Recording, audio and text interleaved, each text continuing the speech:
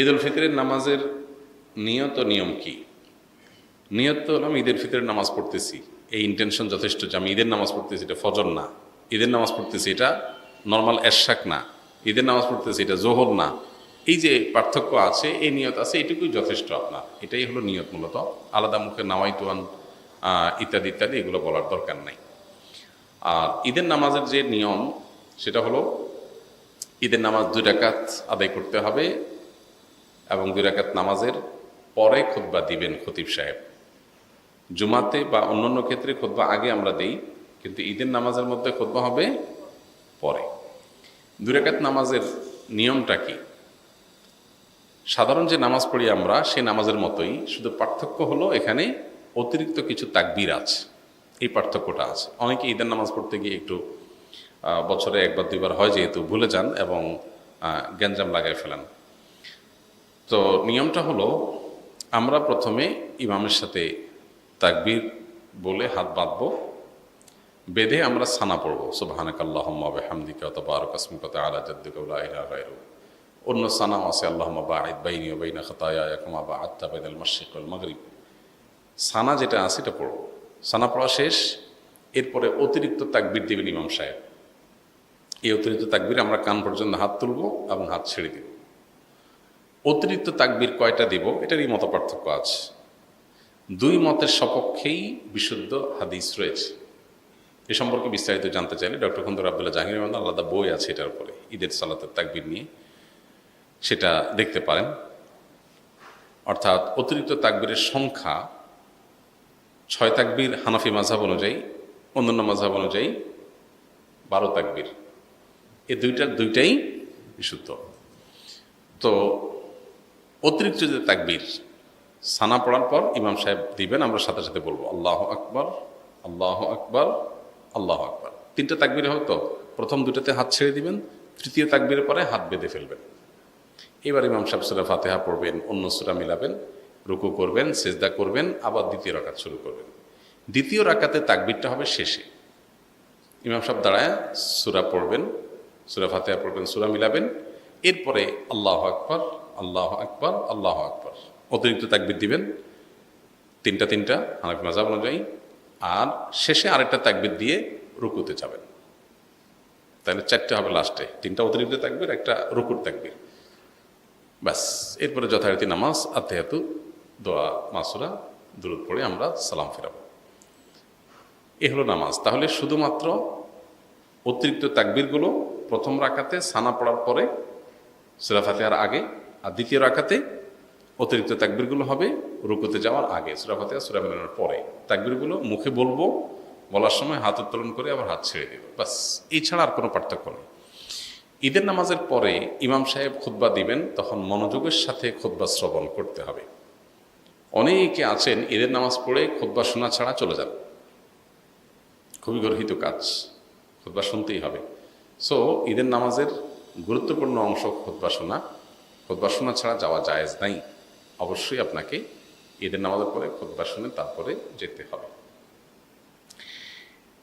ঈদ উল ফিতরের সুন্নাহসমূহ কি কি? ঈদ উল ফিতরের সুন্নাহসমূহের মধ্য থেকে সব কিছুর আগে যে সুন্নার নাম চলে আসে সেটা হলো তাকবীর পাঠ করা। আল্লাহু আকবার, আল্লাহু আকবার, লা ইলাহা ইল্লাল্লাহু, আল্লাহু আকবার, আল্লাহু আকবার, ওয়ালিল্লাহিল হামদ। এই তাকবীরটার পাঠ শুরু হবে কখন? ঈদের চাঁদ দেখা যাওয়ার পর। ঈদের চাঁদ দেখা যাওয়ার পর থেকে আপনি গুনগুনিয়ে আপনি এটা পড়তে থাকবেন যত বেশি সংখ্যক বার। বাসা বাড়িতে কাজ করছেন, পরিষ্কার পরিচ্ছন্ন করছেন, ঈদের প্রস্তুতি নিচ্ছেন, হেল্প করছেন একে অন্যকে, এর মধ্যেই আপনার মুখে তাকবীর চলবে। আপনি মাগরিবের নামাজের পরে এশা নামাজ পড়তে আসলেন, মাগরিব পড়তে আসলেন, তারপরে আবার বাসায় যাচ্ছেন, যেতে আসতে তাকবীর পড়বেন। মানে ঈদের চাঁদ দেখা যাওয়া থেকে নিয়ে তাকবীরটা পরিমাণে বাড়তে থাকবে। যে যত বেশি পারেন এই তাকবীরটা পড়তে থাকবেন। কতক্ষণ পর্যন্ত চলবে? ঈদের নামাজের জন্য ইমাম যখন বের হবে, মিম্বরের দিকে আসবে, মেহরাবের দিকে আসবে, তখন শেষ থাকবে, তার আগ পর্যন্ত তাকবীর চলতে থাকবে। তার মানে আমরা ঈদগাহে যখন যাব তাকবীর পড়তে পড়তে যাব, আবার যখন মসজিদে প্রবেশ করব অবসর বসে থাকবো, ইমাম সাহেবের অপেক্ষায় থাকবো, তখন আমাদের মুখে তাকবীর চলতে থাকবে। অনেকে এই সুন্নাতটা জানেন না, যার কারণে এটা মিস করেন। তাহলে আমরা তাকবীর পড়তে থাকবো ইনশাআল্লাহ।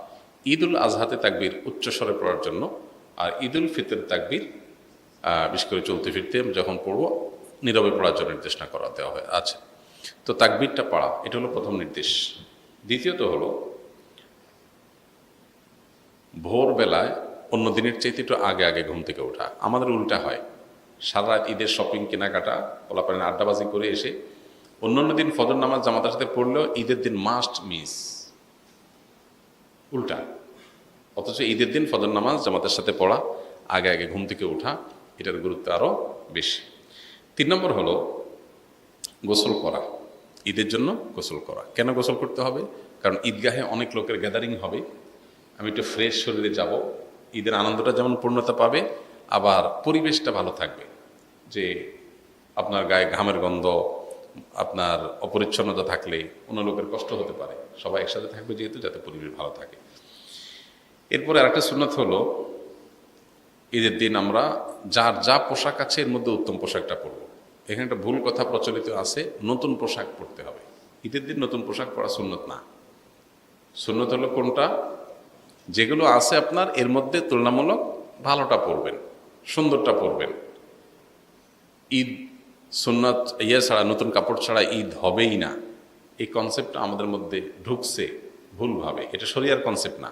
নতুন পোশাক ঈদের জন্য জরুরি না।